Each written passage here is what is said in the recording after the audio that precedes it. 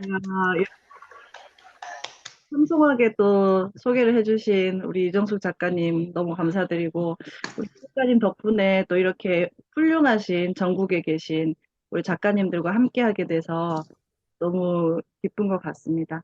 자, 그러면 우리 화면 공유하고 바로 좀 시작을 해보도록 할게요. 네, 화면 잘 보이실까요? 네, 잘 보입니다.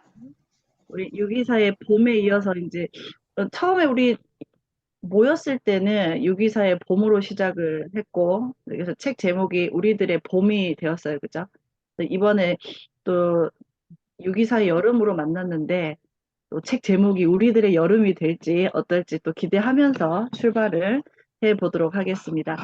자, 본격적으로 시작하기 전에 우리 작가님들의 취향을 한번 보고 싶어요. 자, 1번은 빈센트 반 고흐의 그림이고요. 2번은 피카소의 그림입니다. 딱 봤을 때, 1번이 내 취향이야. 2번이 내 취향이야. 보시면서 그냥 왠지 끌리는 그림이 몇 번인지 손가락으로 한번 보여주시겠어요? 1번, 2번 중에서. 1번. 1번이 좀 많은 것 같아요. 야, 고흐가 대세네요. 좋습니다. 그 명화를 제가 저랑 함께 하시는 작가님들 그 단톡방에 평일날 아침마다 이렇게 시 한 편, 명화 한 편을 올리고 있는데, 여러분 왜 자기계발서 보면 의도적으로 기분을 좋게 한 후에 일을 하는 게 중요하다라고 해요. 왜냐하면 그 일의 능률을 올릴 수 있고 몰입을 할 수 있는 방법 중에 하나가 그 긍정적인 감정을 갖는 것이기 때문인데요. 그 중에 하나로 저는 이제 명화 보기를 선택을 하고 있습니다. 그래서 그 명화들 모아놓은 책 있잖아요. 그런 책을 이제 수집을 해서 일하기 전에 뭐 보는데 별로 시간 안 걸리니까 그냥 와 좋다 이 감정 하나 얻기 위해서 명화를 관찰을 하는데 우리 작가님들께도 이제 일 시작하시기 전이나 글 쓰시기 전에 명화를 한 편 이렇게 감상을 하시고 일을 시작하시는 것을 추천을 드립니다. 순식간에 기분이 좋아져요. 명화를 보면. 자, 다음은 요즘의 나에게, 세상에서 가장 소중한 나에게, 어떤 말을 좀 해주고 싶은지. 1번, 아우, 미정아, 고마워. 잘 살아주고 있네. 아니면 2번, 미정아, 다 간다. 그래, 애쓰고 있지. 앞으로도 잘할 거야. 믿어. 나에게 지금 필요한 말이 몇 번일까? 또 손가락으로 한번 보여주시겠어요? 우리 작가님들. 이번에는 2번이 좀 많은 것 같아요. 아, 그래, 했었어. 아, 여기 또 보니까 1번. 야, 반반인 것 같습니다. 좋습니다. 그러면 우리 마이크 꺼져 있는 상태로 괜찮아요? 근데 본인의 목소리가 본인의 귀에 들리도록 금방 선택한 문장, 내 이름 먼저 넣어서 불러주시면서 영혼을 담아서 좀 이야기를 해주시면 좋을 것 같아요. 자, 이야기 들려주시기 바랍니다. 미정아, 잘하고 있어. 애썼어. 역시 우리 작가님들은 뭐가 달라도 달라요. 진짜 막 몸을 쓰다듬고 머리를 쓰다듬으면서 토닥거리면서 이게 안 해보면 어색해서 말도 못할 뿐더러 내 몸을 쓰다듬는 건 더더군다나 힘든 일이거든요. 근데 이게 자연스럽다. 그러면 이미 이제 앞서가고 계신 분들이고, 저는 아직 어색해요. 그거는 안 해봐서 그래요. 아시죠? 어색함은 변화와 성장의 동력이다. 계속 하시다 보면 어느 순간 자연스럽게 내 영혼을 토닥이고 있는 나를 보시게 될 겁니다. 음, 우리 이정수 작가님께서 단톡방에 올려주셨는데, 여기 단톡방에서 호칭은 작가님으로 통일을 할게요. 왜냐하면 그 사전적인 정의로 작가는 글을 쓰는 사람을 말합니다. 그래서 우리 지금 다 글 쓰려고 모였기 때문에 통일되게 작가라고 하고요. 그 호칭과 그 상황이 또 자리가 나를 만든다고 하잖아요. 그래서 나는 작가다 자부심 가지고 글 쓰시기 바랍니다. 아마 저를 처음 뵙는 분들이 몇 분 계시는 걸로 알고 있어서 잠시 제 소개를 드리자면 제 이름은 백미정이고요. 네, 한껏 멋을 부리고 찍어본 사진입니다. 그다음에 이제 개인 저서를 이렇게 또 냈고요. 그다음에 이제 또 책 쓰기, 개인 저서, 버킷리스트 꾸미신 우리 작가님들 책 쓰실 때 도움을 드리고 있어요. 제가 다 가져오진 못했어요. 최근에 또 책 내신 분이 몇 분 계신데, 여기 보니까 우리 이정수 작가님 책, 그다음에 김민주 작가님 책도 몇 권 보이죠? 그다음에 이제 공저, 여기 리더의 일기 우리들의 문 이게 내셨고, 나머지 뭐 제가 또 모집해서 낸 공저도 있고요. 이번에 또 새롭게 나올 공저 책도 있네요. 계속 이렇게 만들고 있고, 이렇게 강의하는 사람이고요. 자, 이제 시작을 해보겠습니다. 저는 이 책이 너무 좋았어요. 그러니까 제가 좋아하는 문체, 그러니까 글쓰기 스타일을 가지고 있어서 혹시 여러분 책 표지에 별표를 하거나 줄을 그어본 경험이 있으신지 모르겠어요. 보통 책 표지에는 그렇게 하기 잘 안 하잖아요.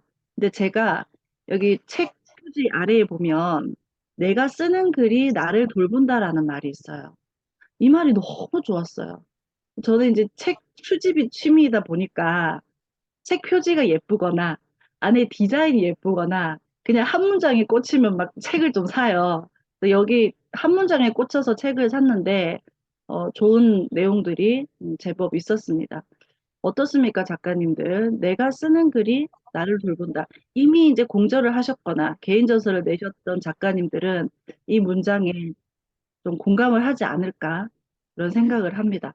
저도 개인 저서 4권, 5권 쓸 때까지는 독자를 위한 메시지를 뭐 전하는 작가가 되어야 되겠다. 일도 생각 안 했어요. 왜냐면 제가 살려고 글을 썼던 사람인지라 진짜 저를 돌보기 위해서 글을 썼거든요. 이 말에 더 공감을 하게 되는 것 같아요. 그래서 우리 작가님들, 내가 무슨 글을 써, 내 글을 사람들한테 보여주기가 너무 부끄러워.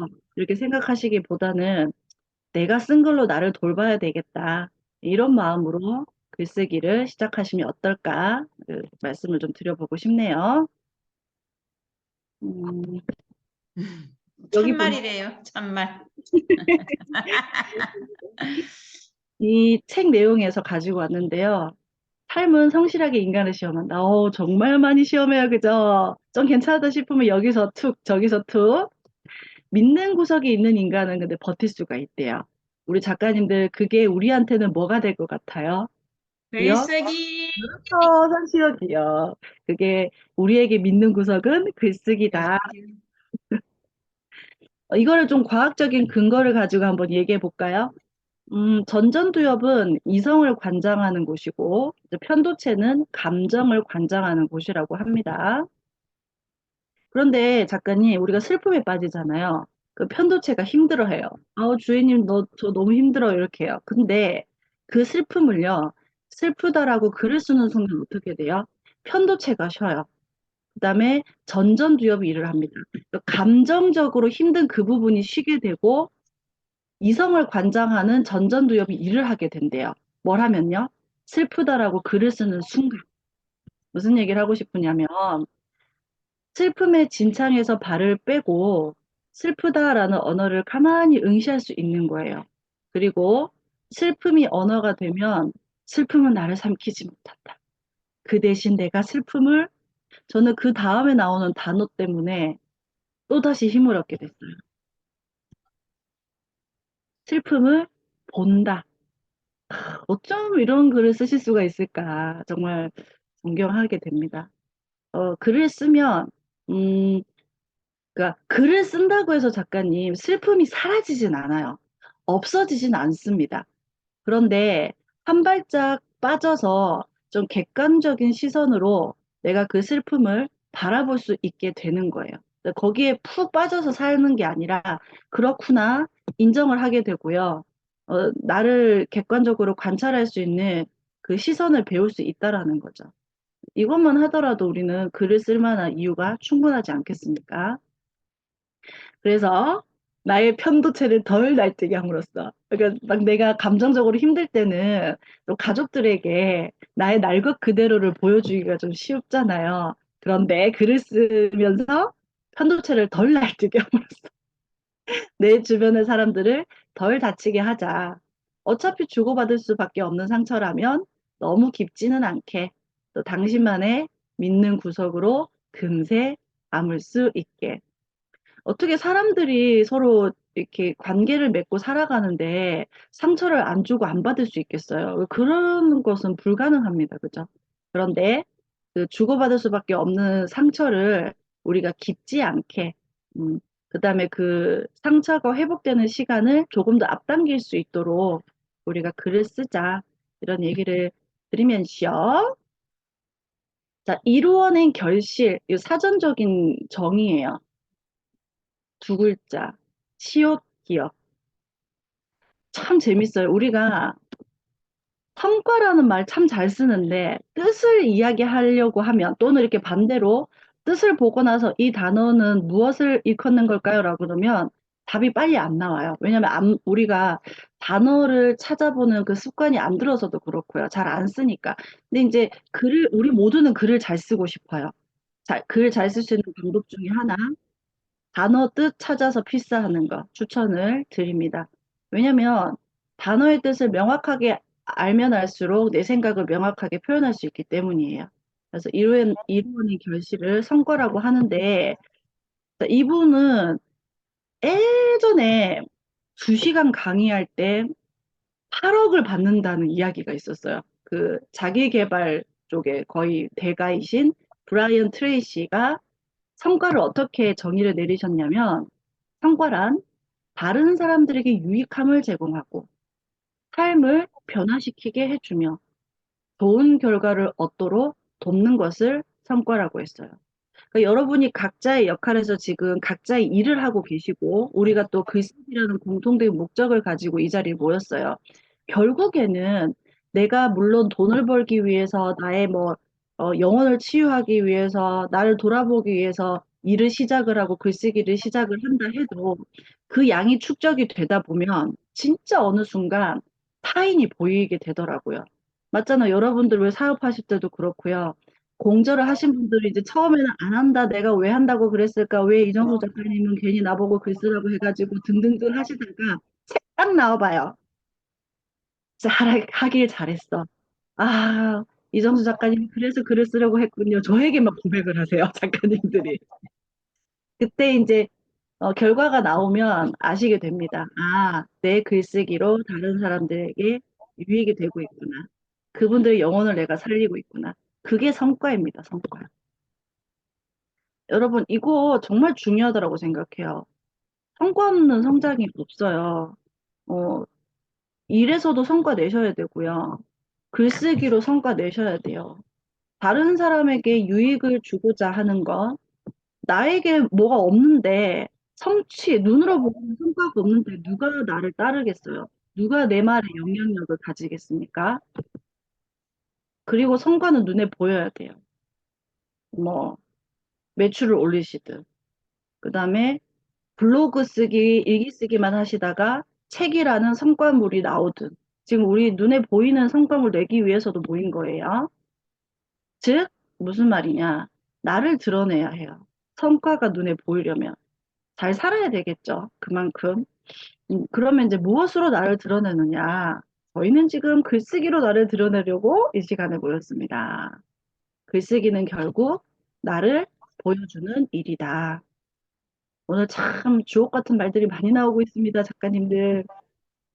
그래서 이번에는 공저 프로젝트 시 원한 624의 여름으로 우리가 출발을 해보려고 합니다. 네. 그냥 딱 저는 이번에 또 시집을 내고 싶다라는 생각을 하고 나서 밑에 말이 갑자기 떠올랐어요. 영혼이 왈츠를 주는 순간. 우리는 실은 좀 오글거리긴 하는데, 시는 좀 오글거리게 유치하게 쓰는 거예요. 작가님들 아시죠? 사랑은 유치한 거. 음, 그 우리 소실적에 그 연애할 때 그 오빠야 그죠? 그 오빠야랑 연애할 때를 생각해 보시면 아실 거예요. 얼마나 오글거렸는지. 오빠야 그죠? 그래서 사랑은 유치하고 시는 좀 유치하게 쓰셔야 됩니다. 그래서 이번에 저희가 컨셉이 여름이다 보니까 여름 색깔이랑 어울리는 게 뭘까 생각을 하다 보니 이제 3가지 색깔이 떠올랐어요. 저희가 이제 3주 동안 글을 쓸 거니까 블루, 그린, 레드가 생각이 났고 저 이렇게 연결해서 뭐 말 만드는 거 되게 좋아해요. 블루 하면 바다죠, 뭐, 여름 바다. 그래서 바다의 또 다른 이름 감사. 감사는 진짜, 정말 보석 같아요. 바다처럼 깊이와 넓이를 가늠할 수 있는. 그만큼 표현하면 할수록 감사가 쌓였으면 쌓일수록 내가 바다 같은 사람이 된다. 뭐 이런 의미를 갖고 있습니다. 그 다음에 나무보다 숲이에요. 그죠? 숲은 그린이고 숲의 또 다른 이름은 함께죠. 나무가 한두 그루 있는데 숲이라고 하지 않아요. 함께 모여야 숲이죠. 그래서 우리 지금 나무 한 그루 한 그루를 닮아 계신 우리 작가님들이 모여서 이 공간이 숲이 되어 있습니다. 그죠? 그 다음에 이제 여름 태양을 우리는 무시할 수 없는데 태양을 우리 보통 열정에 많이 비유를 하지 않습니까? 그러면 이제 열정을 내기 위해서는 작가님 뭐가 필요해요? 여기 단어가 있는데 몰입. 몰입. 맞아요. 몰입이 없으면 열정이 나올 수가 없어요. 그 다음에 성공한 사람들이 몰입과 열정이 없는데 성공한 사람 보셨습니까? 아무도 없어요. 성공의 필수 요소는 몰입과 열정입니다. 물론 이제 제가 책 완성도를 높이기 위해서는 약간 수정이 될 수도 있지만 크게 바뀌진 않을 거예요. 그래서 여름을 닮은 이 단어와 색깔을 가지고 함께 해보도록 하겠습니다. 이 화면 띄워놓고 단체 인증샷 한번 어때요가 뭘까요, 사장님? 저 지금 봐가지고. 응? 분명히 작가님 아, 채팅창에 뭐 남겨주셔서 어떤 그 화면? 타이틀 가지고 단체 인사 찍으면 예쁘니까 한번 근데 타이틀? 찍자고 말씀드립니다. 시원한 유기사 여름 가지고? 네, 예쁘게 웃으시면서 한번 찍자고요. 작가님 이게 그럴까요? 하고 얼굴이랑 네, 같이 나와요, 화면에. 네네. 아, 이게 화면이 두 개예요.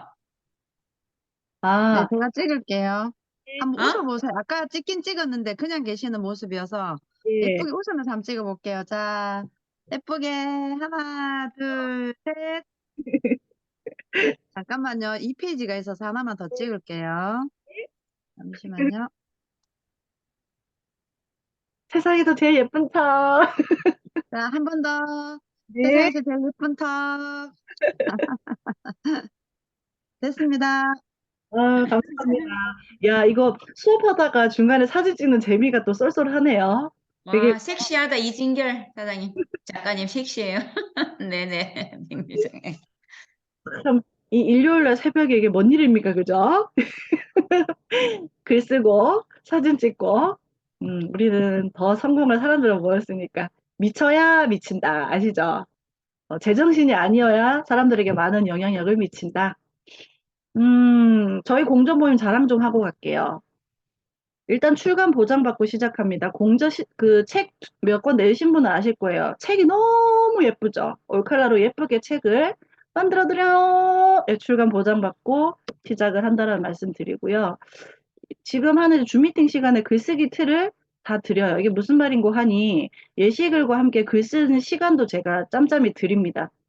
그 다음에 1인당 15만 원 내셨죠. 이제 올해 제가 15만 원을 이제 끝이에요. 올해는.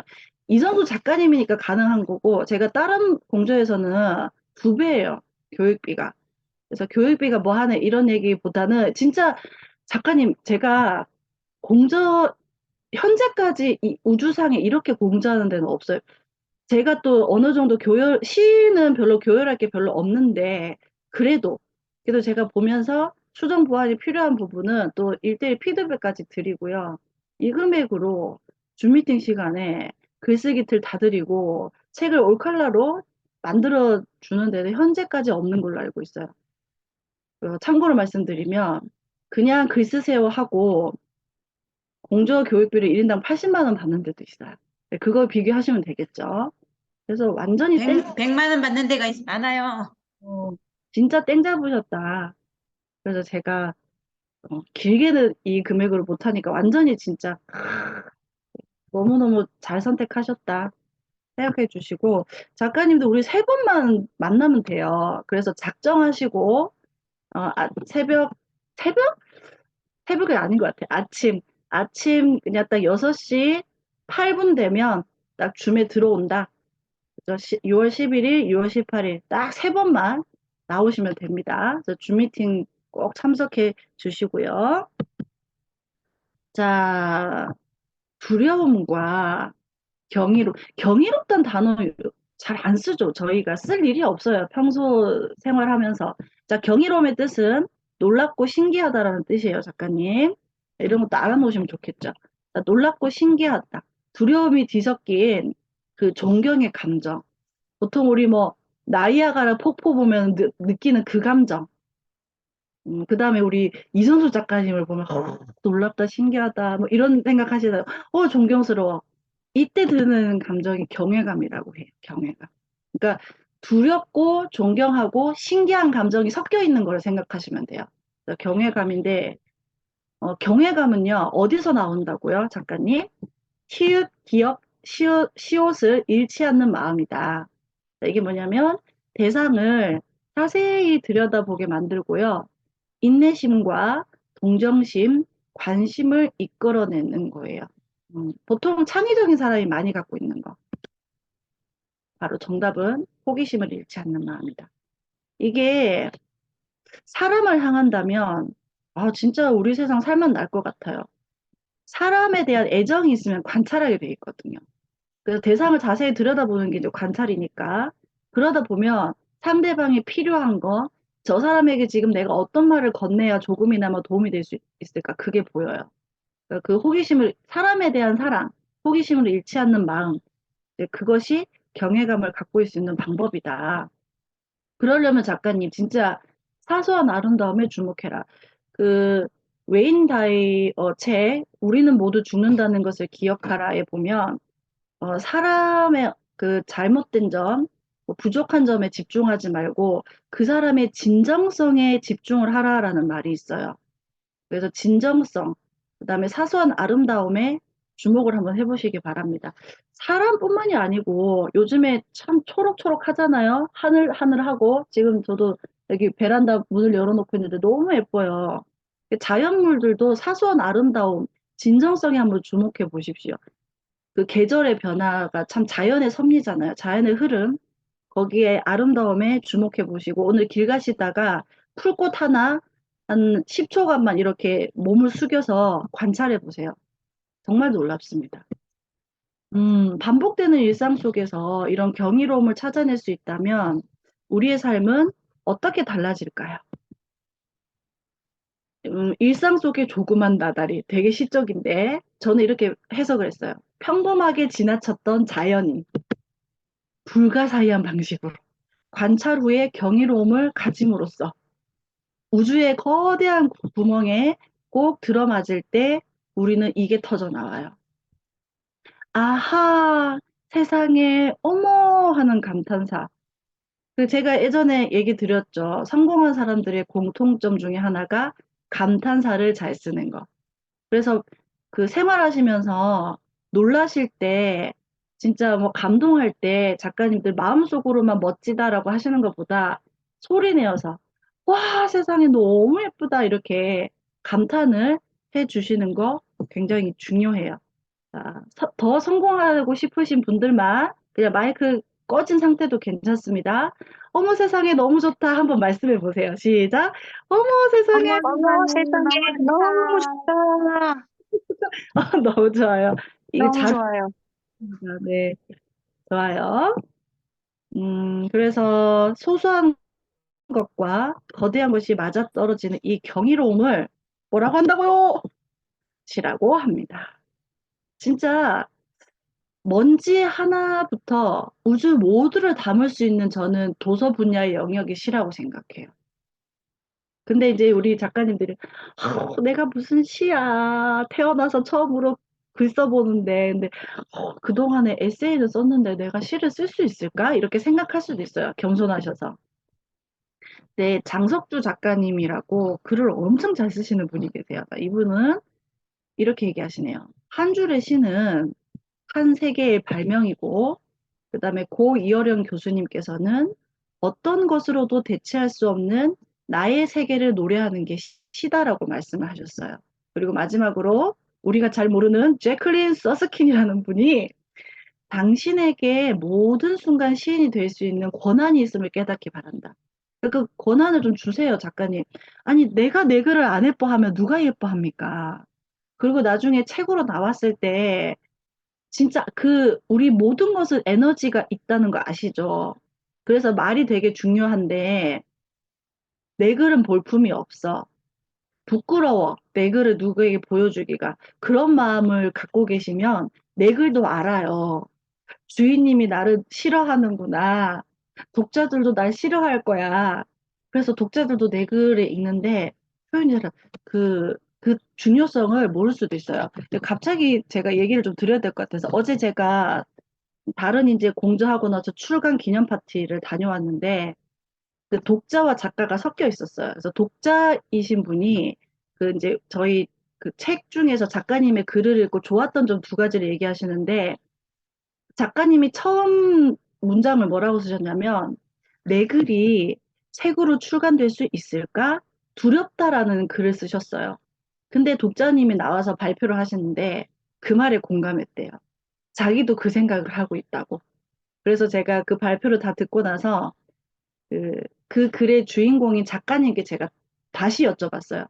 작가님 혹시 글 쓰실 때 내 글이 책으로 출간될 수 있을까? 이 문장 쓰실 때 독자들에게 공감을 줄 수 있다라고 생각하고 쓰셨어요? 그러니까 고개를 절레절레 흔들며 아니요, 전혀요. 그러니까 작가님 글은 쓰고 봐야 돼요. 그 문장이 그 평범한 한 문장이 독자에게 공감을 줬다? 공감 주면 그냥 게임 끝이에요. 그래서 이 세상에 뭐 새로운 게 어디 있습니까? 다 재창조하는 거고 우리의 삶을 쓰는 거예요. 그렇게 생각해 주시면 어떨까 싶습니다. 그래서 여러분에게 권한이 있어요. 모든 글을 쓸 권한. 그래서 재지 말고 계산하지 말고 그냥 써주시기만 하면 됩니다. 안도현 시인의 나만의 비밀인데 이거 우리 김명희 작가님 좀 읽어주실래요? 음, 김명희 작가님. 네. 네. 나만의 비밀, 안도현.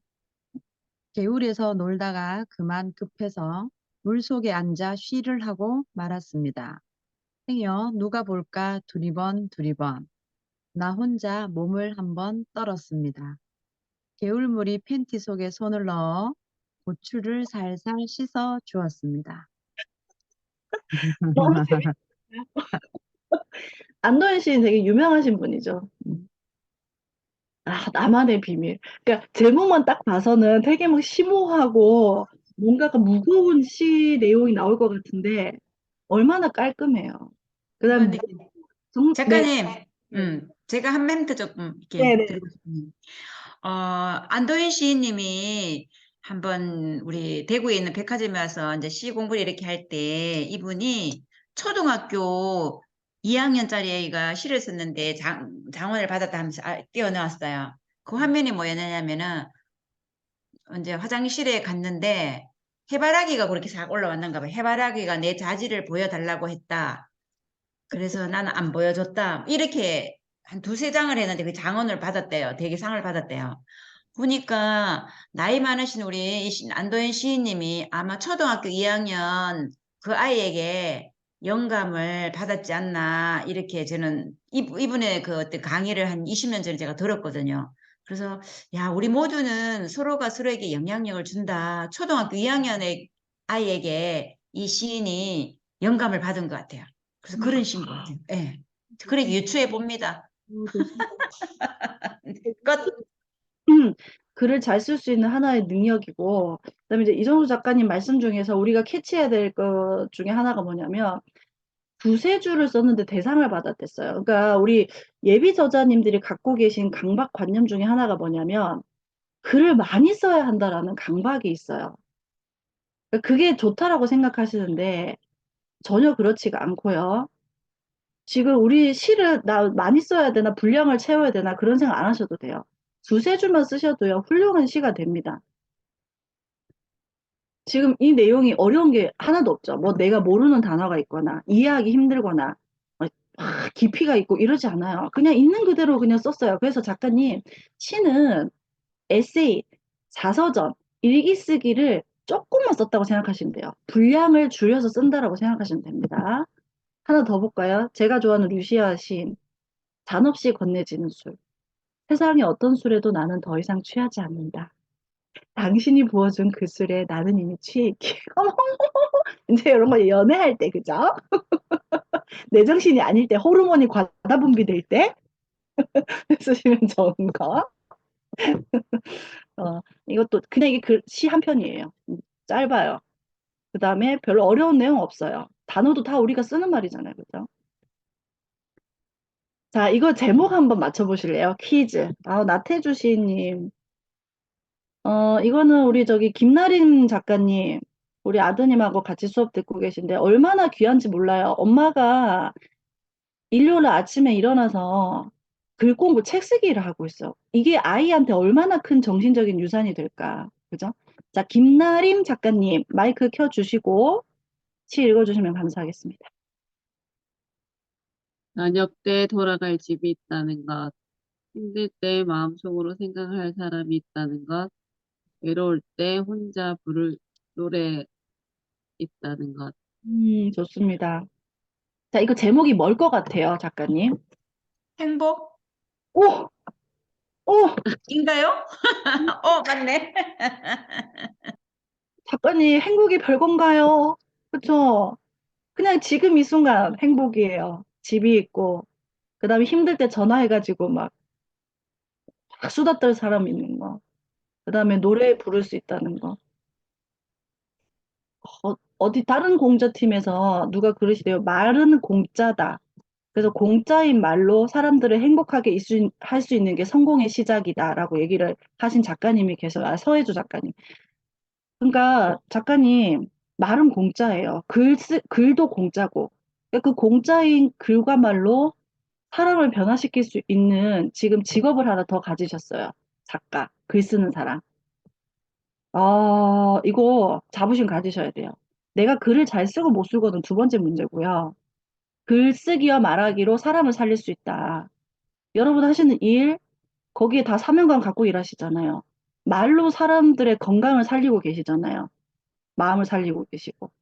그래서 하시는 일과 그다음에 글 쓰는 지금 작가의 반열에 올라서셨다는 거기에 대해서 충분히 자부심 가져주시기 바랍니다. 이 얘기하고 싶어요. 별거 아니에요. 뭐 사는 게 별거냐 하는 말 있듯이 시도 별거 아니에요. 어렵게 생각 안 하셔도 돼요. 앞에 그 유명한 뭐 안도현 시인, 유시아 시인, 그다음에 나태주 시인님도 이렇게 시 쓰시는데 뭐 우리가 뭐라고 그렇게 막 뭐 알아듣지도 못하게 뭐 그죠? 뭐 낙엽이 막 뒹굴어 다니다가 그죠? 우주의 반열에 들어선 그죠? 그런 어려운 말 안 써도 돼요. 자, 저 이거 시예요. 제가 썼어요. 이번에 그 수업 준비하면서 아빠 엄마가 오순도순 살았던 옛적이 생각나던 어느 날 밤 어김없이 훌쩍훌쩍 눈물 콧물이 났다. 누가 우리 마누라를 울려? 남편은 이유를 묻지 않고 날 가만히 안아주었다. 이게 글만 쓸 때랑 작가님, 내가 쓴 글을 막 소리내서 읽을 때 이게 차원이 너무 달라요. 작가님들 출간 기념 파티 할 때 왜 자기 글 소리내서 읽으면 눈물 나시잖아요. 똑같아요. 진짜 막 울컥한데. 오늘 저희 주제가 그 챕터명이 뭐였어요, 작가님? 블루. 바다의 또 다른 이름 뭐였어요? 기억 시옷. 감사? 감사해요, 감사. 이거 지금 그 시 안에 감사라는 단어가 하나도 없어요. 근데 그냥 딱 읽어도, 이 시인이, 이 작가가 남편에게 되게 고마운 마음으로 썼구나라는 게 느껴지잖아요. 음. 그래서 지금부터 이제 글쓰기 시작합니다. 딱 펜 드시고. 지금까지 필기하신 거 있으면 이제 거기는 두시고, 다른 이제 페이지 넘기셔서 이제 본격적으로 한번 써보려고 해요. 자, 감사했던 사람과 상황을 좀 떠올려 볼 거예요. 자, 제가 쓴 시를 참고로 하면 누구에게 제가 감사했어요? 남편에게 감사했고 언제였습니까? 제가 울고 있을 때였고요. 이따 안 채우셔도 돼요. 육하원칙. 부모님과 사이좋게 살았던 옛 기억이 떠올라서 제가 막 눈물이 나는 거예요. 근데 이제 남편이 저에게 어떻게 해줬습니까? 누가 우리 마누라를 울려? 라고 말하면서 아무 말, 그냥 가만히 저를 안아줬어요. 자, 그래서 우리 작가님들, 자, 감사했던 사람과 상황을 떠올려 보시는데, 왼쪽에 지금 누가 언제 어디서 무엇을 어떻게 왜, 얘를 육하 원칙이라고 하죠. 육하 원칙. 육하 원칙을 딱 써놓으시고요. 채울 수 있는 부분만 저처럼 이렇게 단어로 끄적여 보시거나, 짧게 문장을 써보시거나 낙서하듯이 써보세요. 이게 이제 사전 작업이에요. 자, 감사했던 사람과 상황을 떠올려서 육하 원칙을 틀로 잡으셔서 예, 끄적끄적 낙서하듯이 한번 써보십시오.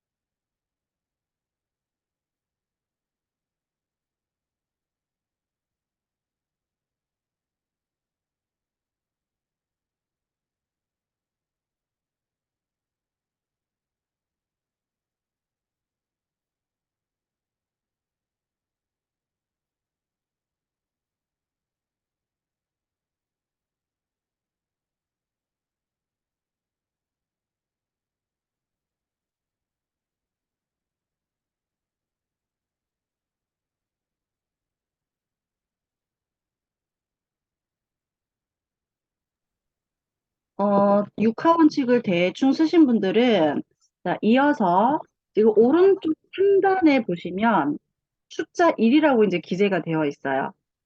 오른쪽 상단마다 이제 숫자가 나온다. 그러면, 아, 얘가 이제 나중에 책으로 만들어졌을 때 들어갈 내 글이구나라고 생각하시면 돼요. 그래서 조금 전에 작가님들께서 써주신 육하 원칙 그 틀을 가지고 이제 저처럼 문장을 완성해 보시는 거예요.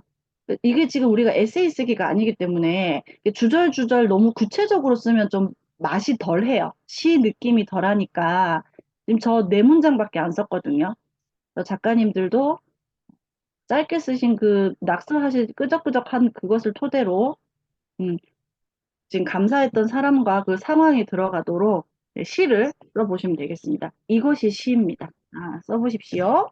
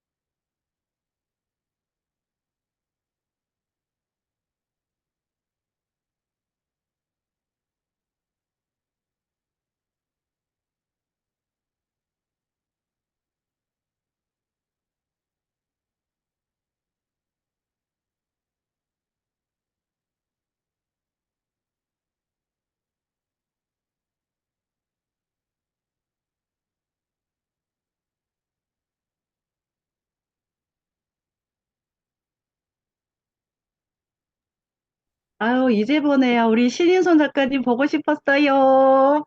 사랑합니다. 근데 우리 문상희 작가님 너무 반갑습니다. 우리 그다음에 박보배 작가님 축복합니다. 반갑습니다. 그다음에 우리 송태순 작가님은 지금 공저 여러 번 하셨는데 이게 포스가 달라요. 글 쓰시는 게 나 글 써본 작가야 딱 그 느낌이 있으셔. 너무 좋습니다. 우리 작가님들 글 쓰시는 모습 너무 예뻐요. 진짜 너무 아름다우시고 한 두세 분 정도만 쓰신 거 그냥 읽어주시면 되고 다 안 쓰셔도 괜찮습니다. 하다 보면 또 막 얘기가 나올 수도 있어요.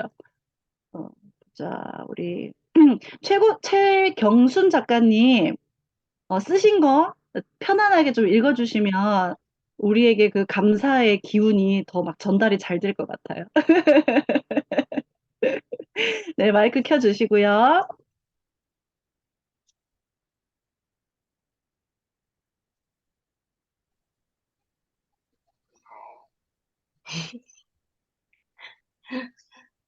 웃지 마세요. 부끄러워요, 우리 작가님. 네.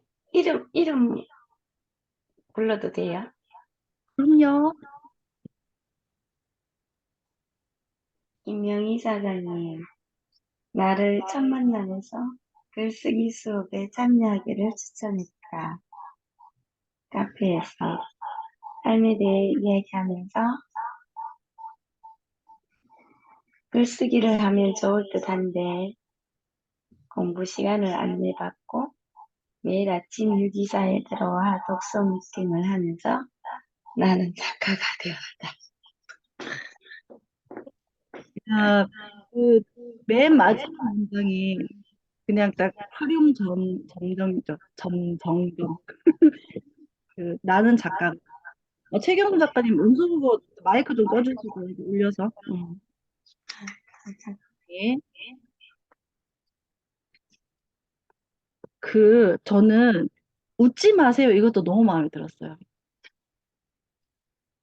그냥 어디 글 제목으로 써도 재밌겠다. 시 제목으로 써도 재밌겠다.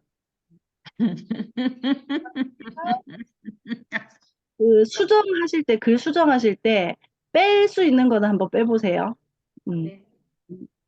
저랑 같이 글쓰기 한 두세 번 하신 분들은 이제 수업 중간중간에 제가 피드백을 살짝살짝 이제 줌 미팅 하면서 드릴 수도 있어요. 왜냐면 완전히 초보가 아니시니까.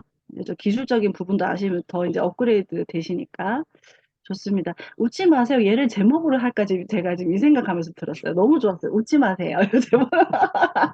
야, 우리 김명희 작가님 오늘 정말 행복하시겠네요. 좋습니다.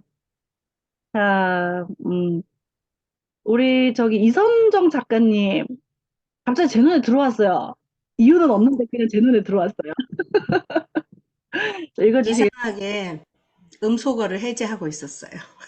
진짜 나 그거 못봤는데 그냥 눈에 맞았나 봐요. 띄었나 찌찌꺼.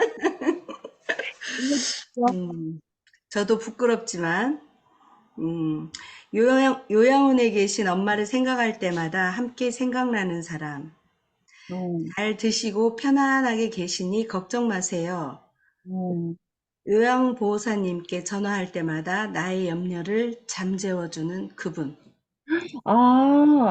저 되게 궁금해하면서 들었어요. 엄마를 떠올리면서 같이 떠올리는 사람이 누굴까? 세상에서 어떻게 보면 가장 소중한 엄마를 옆에서 나 대신에 내가 못해주는 부분을 채워주니까 그 요양보호사님께 대한 감사. 그러니까 지금 작가님 우리가 글 쓰시는 내용 중에서 감사합니다고 직접적으로 언급을 하지 않더라도 그냥 감사한 마음이 읽혀진다. 이렇게 생각하시면 어떨까라는 마음을 좀 전하고요. 한 편 더 쓸 거예요. 그러니까 작가님들이 지금 감사를 주제로 시를 쓰시는데 좀 전에 쓰신 거 한 편, 얘가 한 편 더. 그러면 이제 책으로 만들어지면 이제 페이지가 달라지는 거예요. 그러니까 감사 주제로 나는 그 시를 두 편 쓴다 이렇게 생각하시면 돼요. 자, 이건 뭔지 한번 보겠습니다. 난 잘하고 있는 걸까? 나 홀로 우주에 둥둥 떠 있는 듯한 느낌. 서점을 향했다. 이정아, 왔구나. 보고 싶었어. 날 사랑해주는 네가 있어 행복해. 잘 살아줘 고마워. 알록달록 예쁜 책들은 마음씨도 곱다. 제가 책을 너무 좋아하긴 하나 봐요. 제가 어떤 이상한 상상을 하냐면 글이라는 게 제가 모르는 어떤 미지의 공간에 살아있을 것만 같은 그런 상상이 들어요. 제가 미쳤나 봐요. 그래서 생명체가 되어서 글이 나를 바라보고 있는 게 아닐까 뭐 이런 생각이 들 정도로 책이 너무 좋아요, 작가님. 그래서 이번에는 지금 이거 책이 저한테 말을 하는 거예요. 미정아 보고 싶었어. 와줘서 고맙다고. 그러니까 힘들어서 서점을 갔는데 책들이 저한테 말을 걸었어요. 너무 고마운 거예요. 그러니까 제가 힘들 때마다 저는 서점을 찾거든요. 그러니까 진짜 저에게는 고마운 물책. 그래서 우리 작가님들 힘들 때 뭐 하세요?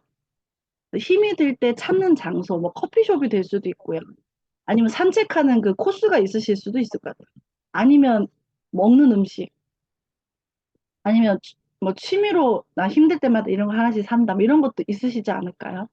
이거 단어를 한번 써보실래요? 내가 중에서 하나, 뭐 힘들 때 찾는 장소, 또는 먹는 음식, 또는 사는 물건 중에서 하나만.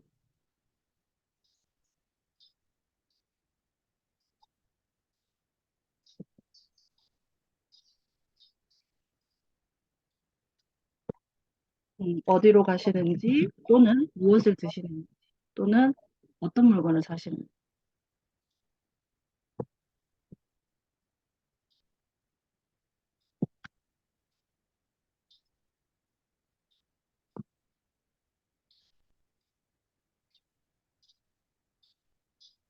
최영희 작가님 뭘 되게 꼴똘히 생각하시는 것 같아요. 최 작가님 힘들 때 뭐 하세요? 마음이 힘들어질 때. 운동을 하실 수도 있을 것 같아, 그죠? 저는 마음이 힘들 때 차에 있는 것 같아요. 차에 혼자.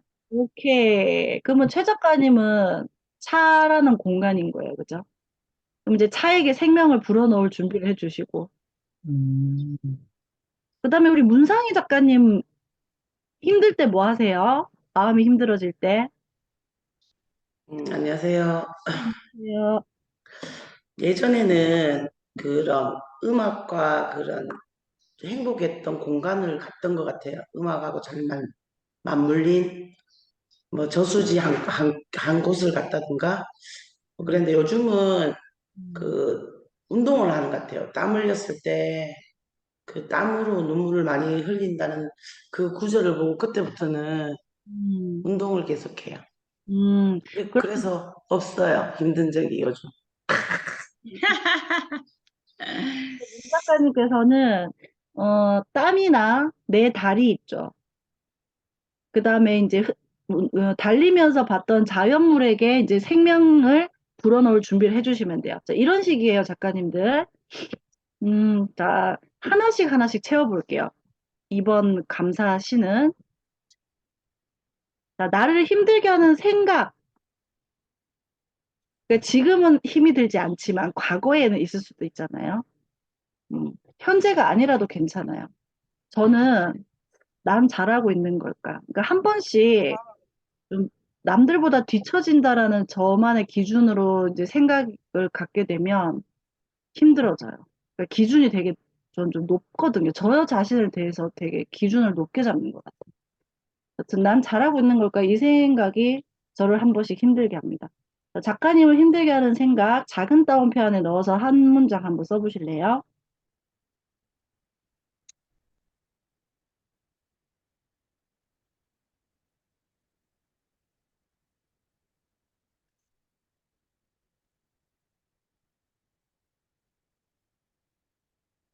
우리 조경미 작가님은, 힘드실 때 글을 쓰신다. 글쓰기에 이제 생명을 불어넣어 주실 준비하시고.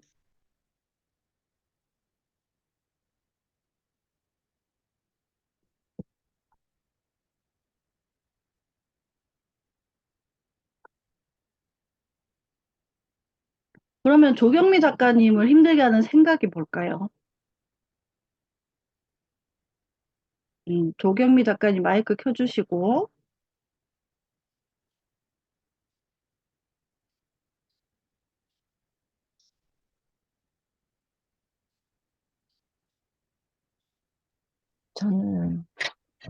결과적으로 저를 자꾸 자책하는 게 저를 힘들게 하는 것 같아요. 아, 그럼 상황은 저랑 비슷한가 봐요. 그죠? 힘든 일 늘 있고, 뭐, 내가 실수를 할 때 상대방이 실수든 어려운 일들은 늘 오기 마련인데, 항상 이제 저를 기준으로 생각하게 되는 것 같아요. 먼저, 내가 뭘 잘못했지? 아, 그 좀 잘할걸? 먼저 챙길걸? 남을 탓하기 전에 먼저 돌아보는 게 습관이 된 것 같아요, 이제는. 그렇게 되고, 그렇게 되면, 그, 이제 대표님 덕분에 글을 쓰기 시작해요. 모닝 페이지처럼, 이게 모닝 페이지도 되고, 이브닝 페이지도 되는데, 막 쓰기 시작하고, 어느 정도 쓰고 나면, 아, 이거 다시는 읽지 말아야 되겠다 싶은 거는 찢어서 버리고, 남기고 싶은 거는 일기장에 다시 붙여요. 풀로. 날짜를 썼다가. 그래서 이제 돌아보니까, 결국엔 다 글로 남아 있더라고요. 근데 와. 글을 어느 정도 쓰고 나면 음. 막 치유가 돼요. 그리고 마지막은 잘했다, 할 수 있어. 그렇지, 너도 사람인데 이렇게 하고 이렇게 정리가 되는 제 모습이 보입니다. 네. 시 한 편을 다 써주셨어요, 지금. 그럼 이제 조경미 작가님은 그거죠. 내가 뭘 잘못한 걸까? 그죠? 그거를, 첫 시로 써주시면 될 것 같고요. 그럼 이제 작가님들 이어서 또 써볼게요. 이제 그때, 그러니까 나를 힘들게 하는 그 생각을 할 때, 그때의 내 감정이나 몸의 변화, 그러니까 뭐, 예를 들면, 몸이 왜 뻣뻣하게 굳어지는 느낌이 들 수도 있고, 머리가 새하얘지는 그 몸의 변화를 느낄 수도 있어요. 아니면 진짜 몸이 땅속으로 꺼지는 듯한 느낌이 들 수도 있고. 음. 저는 지금 나 홀로 우주에 둥둥 떠 있는 듯한 느낌을 표현했고요. 근데 여기서 끝나지 않고 어떻게 해요? 힘을 내기 위해서 내가 하는 행동을 저는 썼어요. 그럼 이제 작가님들 예를 들면, 내가 뭘 잘못하고 있는 걸까? 몸이 땅속으로 꺼지는 듯한 느낌이 들 때 나는 책상 앞에 앉는다. 지금 조경미 작가님 얘기해 주신 거를 예로 든 거예요. 그런 느낌으로 한번 써보세요. 그다음에 뭐 괜히 글 쓴다고 했을까? 사람들을 모집했을까? 음? 뭐 온몸에 가시가 돋는 듯한 느낌이 들 때 나는 어김없이 산책을 나갔다. 뭐 이런 느낌. 네, 써보십시오. 이것도 한 문장으로 써보세요.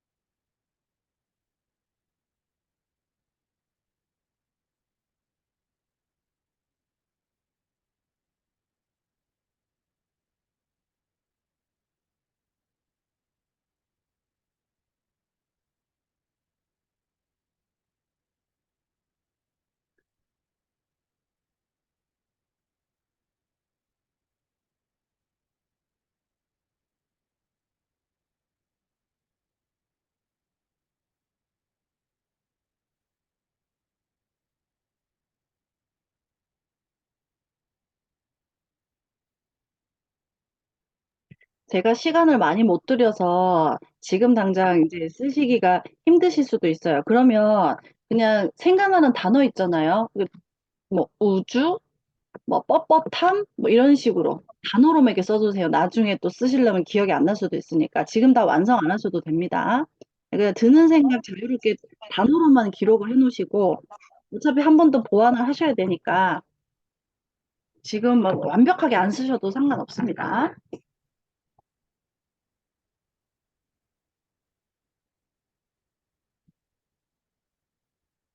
우리 변혜영 작가님, 반갑습니다. 낯익은 성함을 보니 더 좋습니다. 우리 변혜영 작가님 혹시 여기까지 얼추 있으면 좀 읽어주실 수 있을까요? 음, 마음이 힘든 날 금오산 오영탑으로 간다. 숨을 헐떡이며 할아버지가 손자를 위해 만들어 놓은 돌탑. 음, 그곳에 앉으면 비행기를 타고 하늘을 날아간다. 산은 엄마의 품속, 나는 아기가 된다. 작가님, 시를 이번에 처음 써보신 게 아닌 거 아니에요? 혹시 써보셨어요? 지금, 자, 변 작가님께서 굉장히 좋은 예시를 들어주셨는데, 저는 지금 여러분의 글쓰기를 도움을 드리려고 나름의 틀을 드리는 건데, 변 작가님은 작가님 나름대로 쓰신 거예요. 그러니까 작은 따옴표로 시작 안 하고 그냥 마음이 힘든 날로 시작을 하시고, 그 다음에 이제 힘들게 그 돌탑을 갔는데, 가서 아기가 된 듯한해서 치유되는 느낌까지 다 써주셨거든요. 그러니까 제 글쓰기 틀을 참고로 하시되 변혜영 작가님처럼 나만의 틀을 가지고 쓰셔도 상관없어요. 그죠? 이게 뭐 불변의 진리도 아니고 반드시 이렇게 순서대로 써야 된다 이런 거 없습니다. 제가 드리는 이 틀을 가지고 그냥 그때그때 드는 창의적인 생각으로 변형해서 재창조해서 쓰셔도 너무너무 좋아요. 그래서 지금 들으니까 또 너무 좋습니다. 그죠? 그냥 마음이 힘든 날 해도 괜찮네요. 근데 이제 변혜영 작가님이 마음이 힘든 날이라고 써주셨기 때문에 다른 분이 또 쓰시면 우리가 나중에 책으로 나왔을 때 재미가 없으니까 조금 다르게 쓰시면 좋겠죠. 자, 이어서 이번에는 의인화, 이제 왜 사람이 아닌 거에 생명을 불어넣는 거, 그 의인화라고 하죠. 사람처럼 대해주는 거. 여기는 이제 큰 따옴표를 제가 추천을 드려요. 제가 지금 문장부호를 작은 따옴표, 큰 따옴표를 자주 쓰는 이유가 글이 맛깔스러워져요. 그러니까 쉼표, 느낌표, 마침표 이런 것들 다 문장부호라고 하잖아요. 그래서 일부러 저는 쓰는 편이거든요. 그래서 시에서도 한번 써보시는 것도 뭐 추천을 드려봅니다. 근데 반드시 이렇게 쓰시라는 뜻은 아니라고 했어요. 저는 그 서점에 있는 책을 사람처럼 대해봤어요. 이제 책이 저한테 말해주는 거. 이게 지금 제가 힐링을 받았다는 거잖아요. 위로를 받았다는 거잖아요. 그러면 이제 그 변혜영 작가님 시를 토대로 말씀드리면 돌탑이 나한테 무슨 말을 해준 것 같은지. 혜영아, 네 마음 내가 벌써 다 알고 있었어. 3일 전부터 널 기다리고 있었단다. 뭐 이런 느낌으로.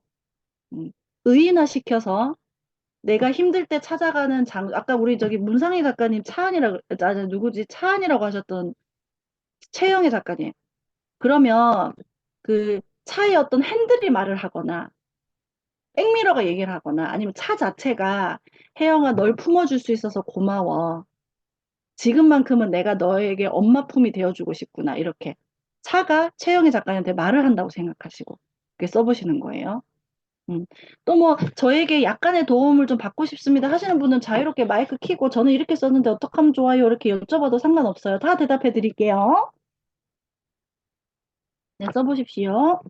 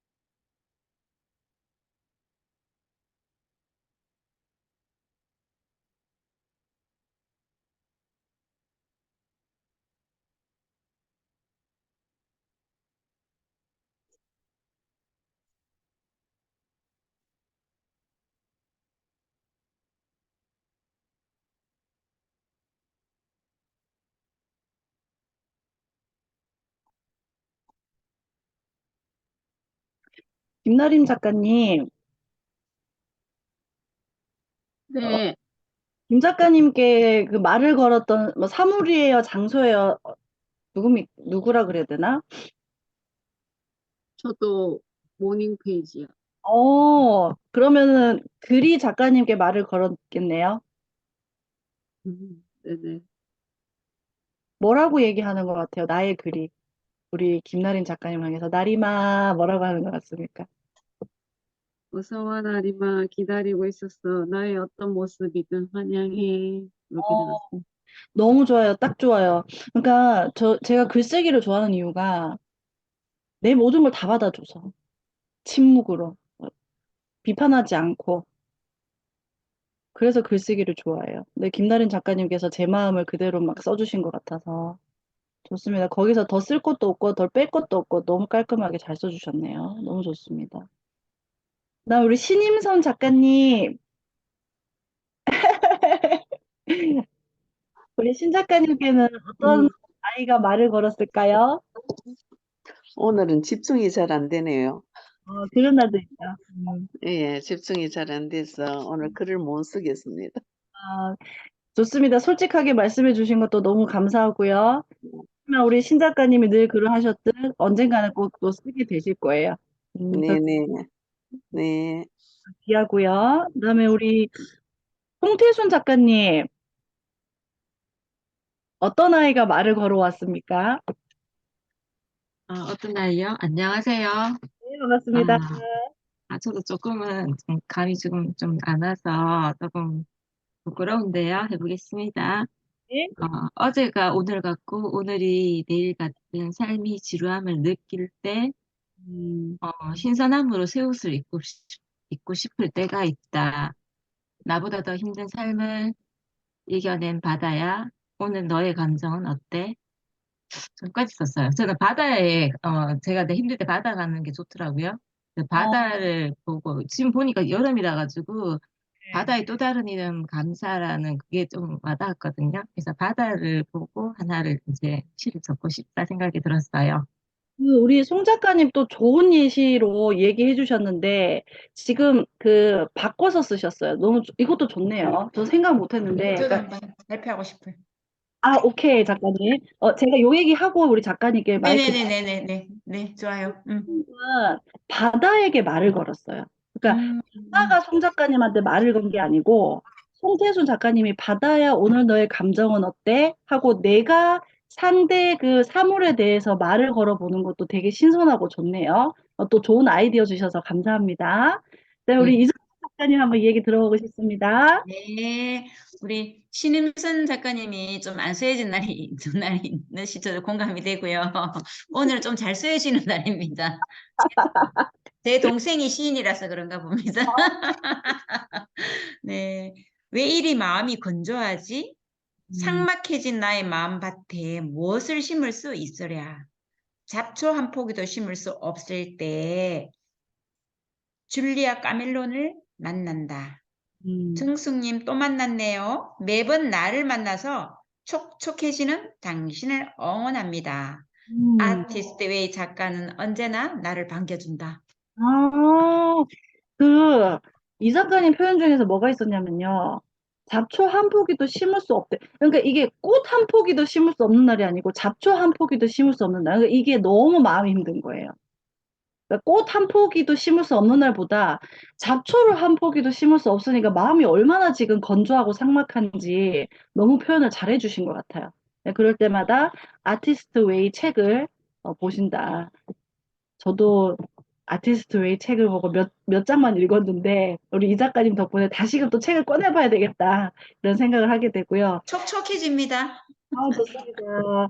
우리 신현우 작가님이 말씀을 너무 감사하게 잘해주셔서 저도 고백을 하자면 제가 요즘에 전자책을 쓰고 있는데 미치겠어요. 글이 안 채워져서.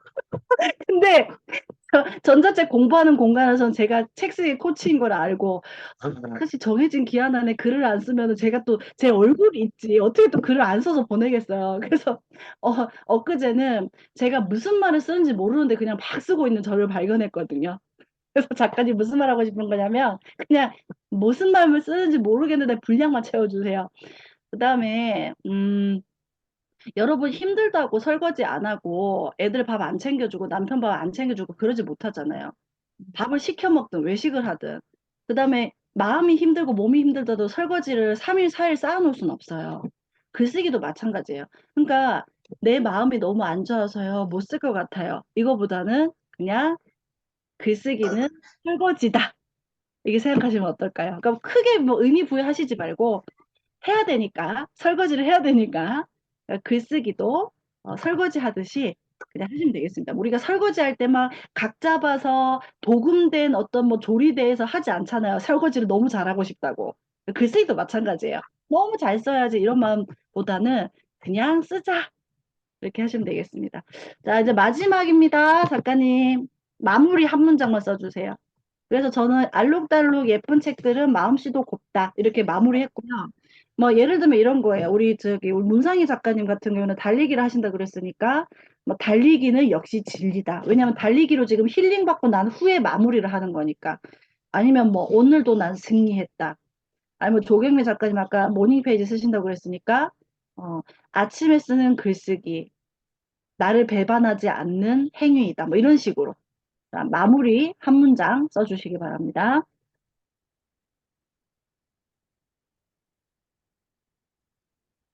이정수 작가님은 뭐 아티스트 웨이는 내 삶을 예술로 만들어준다.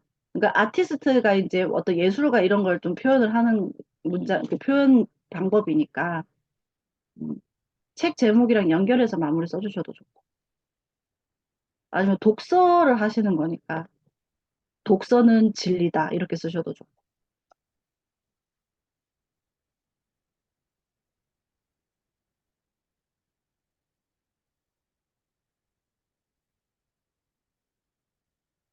아니면 뭐 송태순 작가님 같은 경우에는 이래서 난 바다를 좋아한다.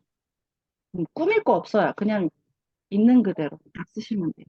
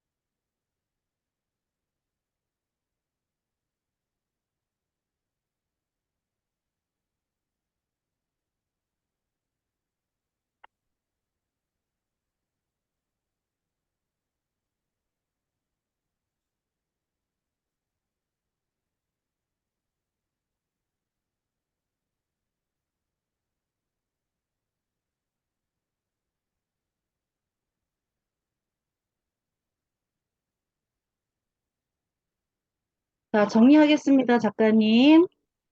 자, 오늘은 블루에게 바다의 또 다른 이름 감사를 주제로 두 편의 시를 썼어요. 그래서 저한테 글을 보내주실 때 지금 노란색으로 줄을 그어놨지 않습니까? 그 행갈이라고 해서 문단과 문단 사이에 한 줄을 띄우는 것을 행갈이라고 하는데 맨 처음에 우리 쓴 시는 감사를 할 수 있는 사람과 상황을 떠올려서 이제 육하 원칙의 틀을 가지고 단어로 이제 끄적끄적 쓴 후에 초벌 작업을 하고 나서 글을 썼어요. 그죠? 썼습니다. 그 다음에 이제 두 번째 감사는 내가 힘들 때 하는 뭐 행동일 수도 있고요. 가는 장소, 사는 물건일 수도 있어요. 거기에 대해서 힘든 마음을 써주시고 그 몸의 변화라던가 감정의 변화를 가지고 어떤 행위를 하셨어요. 서점을 향했다. 등산을 했다. 돌탑을 향했다.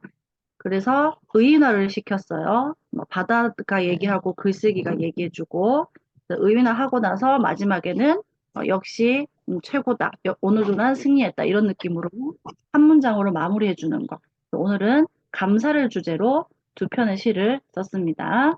제목은 제가 쓸 거니까 일단은 저는 시 제목 이렇게 짓고 싶어 하시면 시 제목까지 써서 보내주셔도 상관이 없고요. 제목은 제가 이제 또 만들어 드리니까 편안하게 보내주시면 됩니다. 그래서 한 그 줄을 띄우고 저한테 보내주시는데 요거 한번 볼게요. 네이버 언니야에게 맞춤법 검사기라고 이제 타이핑을 하시고 오른쪽에 있는 이거 돋보기 모양을 누르시면요. 이렇게 화면이 떠요. 네이버 맞춤법 검사기. 그래서 여기 원문 있죠. 왼쪽에 있는 원문에다가 이게 띄어쓰기가 맞는지 헷갈려. 이 뒤에 맞춤법이 이게 맞나 디귿인가 티귿인가 헷갈릴 때가 있잖아요. 그럴 때 내가 헷갈리는 단어나 문장을 한번 쳐보십시오.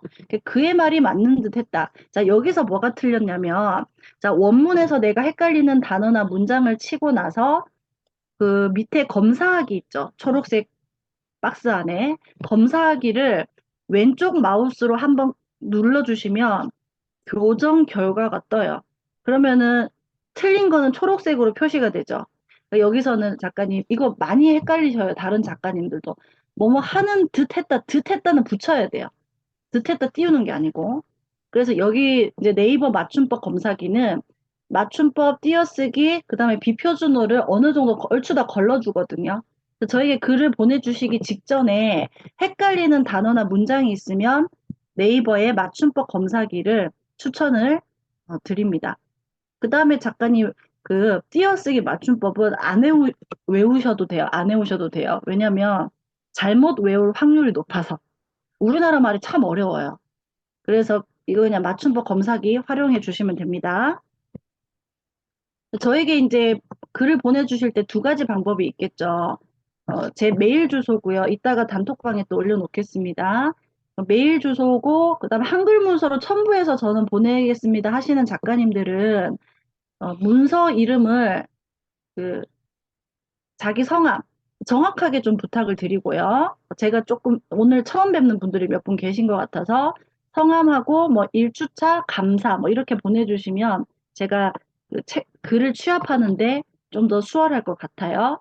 그 다음에 이것은 중요하지 않아요. 뭐 글씨체를 함초롱 바탕으로 한다. 글자 크기를 11포인트로 한다. 줄 간격을 180으로 한다. 이걸 반드시 이렇게 해야 되나요? 라는 건 아니지만 통일성을 드리기 위해서 그래서 그냥 글씨체는, 글자 크기는 줄 간격은 이걸로 통일해서 저에게 보내주시면 되고, 저는 이런 기능을 잘 모릅니다 하시면 그냥 보내주시면 돼요. 제가 이거 변경하는데 시간 별로 안 걸리거든요. 그래서 편하신 대로 보내주시면 되고, 저는 그냥 카카오톡으로 바로 보내겠습니다 하시는 분들은 제 휴대폰 번호니까, 휴대폰 번호 저장하면 이제 제 카카오톡이 뜨잖아요. 작가님 카카오톡에. 그러면 백미정의 카톡으로 한글 문서 작업한 거를 그대로 카카오톡으로 보내는 기능도 있고, 아니면 그냥 작가님 저는 제가 쓴 글 그대로 복사해서 붙여넣기로 해서 카카오톡에 보내주시면 오른쪽 화면처럼 글이 다 보이잖아요. 그래서 하실 수 있는 방법으로 보내주시면 됩니다. 상관없어요. 어떻게 보내주셔도. 그래서, 이거는 이제 제가 그냥 기본적으로 틀을 드리는 건데, 스케줄을 참조하셔서, 저는 오늘 아니면 시간이 안 됩니다. 그러면 두세 시간 뒤에 글을 소리 내어서 읽으시면서 수정을 한번 해보세요. 빼도 되는 단어나 조사는 빼주시고, 그래서 매끄럽게 수정하시고, 그 다음에 작가님 이거 제가 괜히 쓴 말 아니에요. 예쁜 내 글아 또 만나자 반드시 이 말 하시면서 저에게 글 보내주세요. 지금 당장은 안 예뻐 보이더라도. 제가 그랬잖아요. 내 글 내가 안 예뻐해주면 누가 예뻐해주냐고. 그 에너지가 그대로 나중에 독자에게 가요. 응? 그래서 저에게 글 보내주시기 전에 반드시 웃으시면서 말만 이렇게 예쁜 내거라 또 만나자 그러면은 알아요 글이 거짓말인 줄. 그래서 영혼을 담아서 웃으면서 예쁜 내거라 또 만나자 하면서 저에게 보내주시면 되겠습니다. 그래서 월요일까지는 다 보내주세요 작가님. 이거 우리 지금 글 많이 안 썼잖아요. 수정하고 또 별로 없어요 시는. 그래서 그냥 월요일 날 내일 바로 보내주세요. 부탁드려요. 자, 마무리하겠습니다. 에드윈 마크햄의 원이라는 이 시가 하나, 둘, 셋, 넷. 마지막에 한 줄 더 있는데 이 시 너무 좋더라고요. 그는 원을 그려 나를 밖으로 밀어냈다. 나에게 온갖 비난을 퍼부으면서. 그러나 나에게는 사랑과 극복할 수 있는 지혜가 있었다. 그 방법이 뭔지 작가님 잘 보세요. 마지막 문장. 나는 더 큰 원을 그려 그 안으로 오, 대박이죠. 그러니까 작가님 시가 길 필요도 없고 꾸밀 필요도 없어요. 그냥 있는 그대로. 소름 돋아. 지금 읽어도 또 소름 돋아요. 너무 좋죠. 이따가 또 단톡방에 요거 시 올려드릴게요. 내가 더 큰 원이 될 수 있는 방법? 글쓰기. 감사합니다.